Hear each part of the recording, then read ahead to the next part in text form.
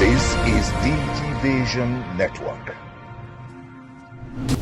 All right, still talking about reviews for 2021. We have on the show today a seasoned journalist, and who will be reviewing all the major events that happened in the ICT industry for 2021. Interesting here is seeing that GSM was 20 this year. Yes, GSM and Cyber Africa too. Oh, Cyber Africa too. 10 years. So it's a very spectacular year for the ICT industry. Very spectacular. So we have with us on the show today Shina Badaru, a seasoned journalist and founder of Technology Times. Our reporter Hilary sat down with him to have an interesting discussion on reviewing the ICT industry. Enjoy the conversation. Shina Badaru, welcome once again. Thank you very much, Hilary. All right, from our background, our preamble, in 2001 you witnessed the GSM auction, and in 2021 you witnessed the 5G auction. Can you take us in retrospect what happened in 2001 and how have we fared these years leading on to the much talked about and recently launched 5G? Okay, thank you very much, first of all, for granting me the privilege to share my thoughts and ideas with your diverse viewers across Nigeria, Africa, and beyond.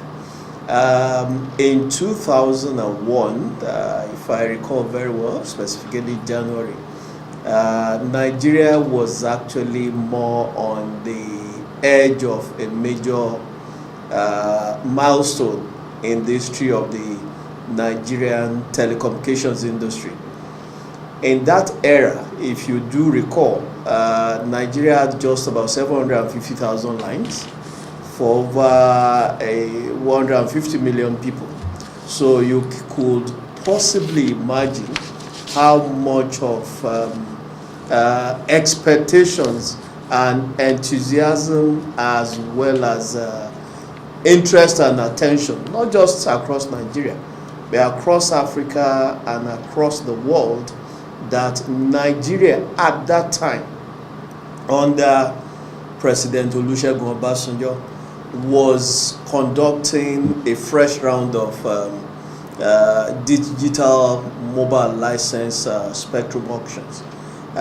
If you look back at that time, at the numbers, you realize that it was such that the auction process itself and all the attendant activities that followed it created so much interest, so much attention, and so much expectation that in retrospect it can be comparable to what we have today or what we had last week or about a fortnight ago with the 5G spectrum auction.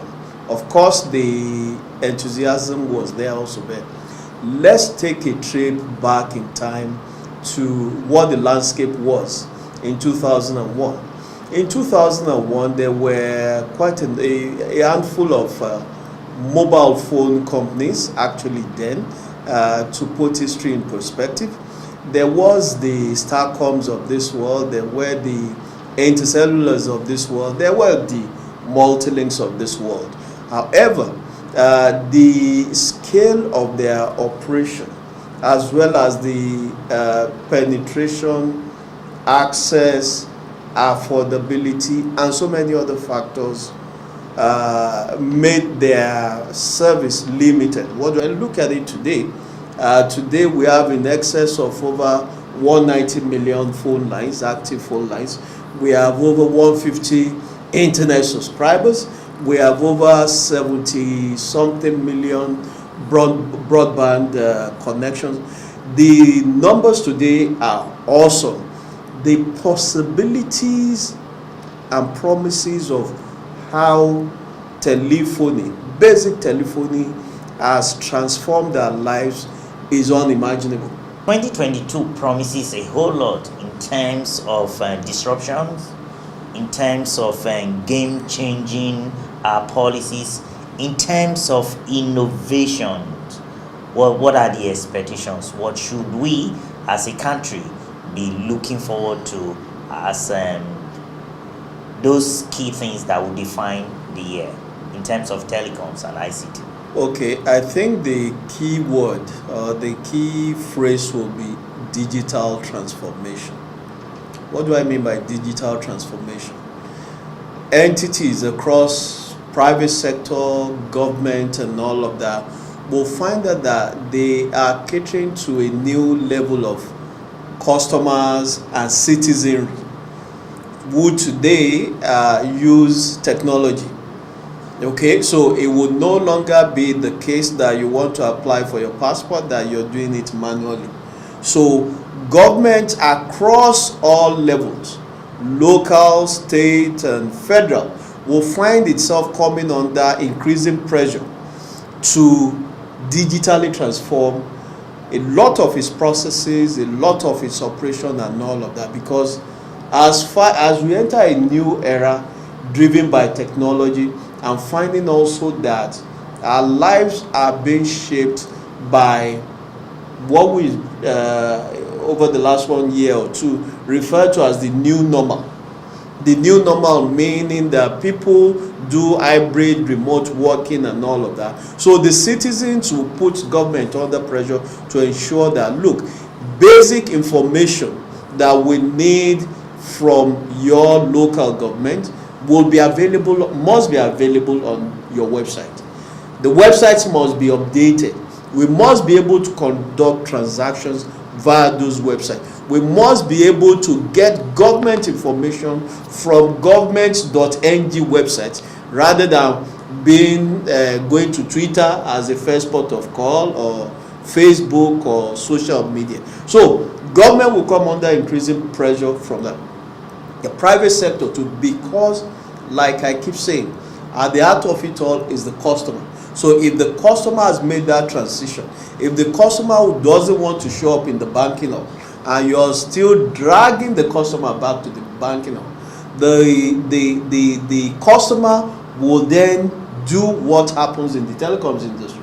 The customer will port to a service provider that can live up to the promises of his lifestyle expectations, his business expectations, and a whole lot more. So 2022 will witness the most profound digital transformation that we've ever seen in the history of the Nigerian, in the history of our country, and things will never be the same again. So it's going to be about just those three things: digital transformation, digital transformation, digital transformation. Anyone that can't keep pace would either shape up or what? Ship out. That's the watchword for 2020. And a quick wrap. Now, how would you assess, on a general note, the performances of the key agencies of government in the telecoms and ICT sector, the public institutions, especially the NCC, Danish Comsat, Galaxy Backbone, NIMSI, and perhaps NIPOST? What's your general assessment? Okay. And then a scorecard of the ministry's performance. Okay. Let me first of all say that Professor Pantami, we've come to realize in a short period of time, is a go-getter. I would describe him as that. He is a man that manages to go into government and get things done. He's been able to successfully roll out a number of policies.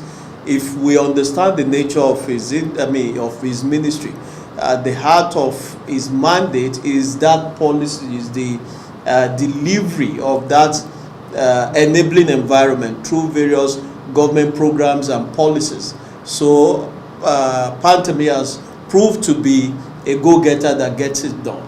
Quite a number of policies have come out under his watch: national broadband policy, the digital economy, and a whole lot of other things. So I'll score him and rate him very high. NCC has been superb. They've always been superb. NCC is a poster boy of what a federal agency using technology to drive its processes across providing information, across collaborating with key stakeholders, across ensuring the depth of stakeholder engagement across the entire spectrum. Operators, the media, and the various industry associations.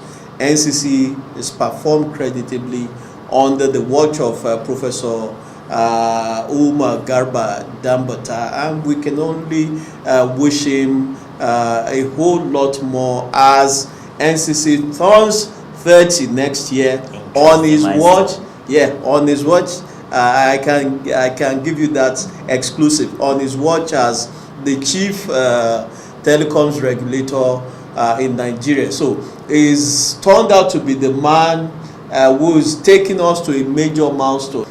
NIDA is been seen as a major promoter of data privacy and data protection. That's a masterstroke initiative on the watch of its DG, and probably and possibly the youngest federal CIO that we know,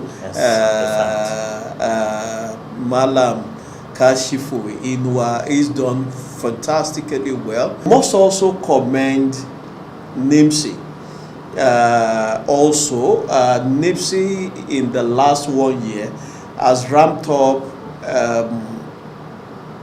digital identity registration and enrollment compared to, of course, there were a few interventions. The minister ordering the stoppage of SIMs and all of that, and having mobile network operators complement that process. And we've seen the ramp up of numbers that we've never seen any time since the creation of that identity manager agency. So it's 2021 has been a good year for NIMSI. NIPOST is still brick and mortar. We are hoping that NIPOST can be digitally transformed to turn various post offices across Nigeria into new e-centers that will enable the delivery of various kind of e-services that will be the outlet to connect Nigeria better, to offer new e-services. We're hoping that NIPOST can make that transition. And informative conversation with Shino Badaru, the founder of Technology Times and pioneer editor of This Day Information Technology segment. Thank you so much for joining us on this conversation, and warm compliments of the season. This is DG Vision Network.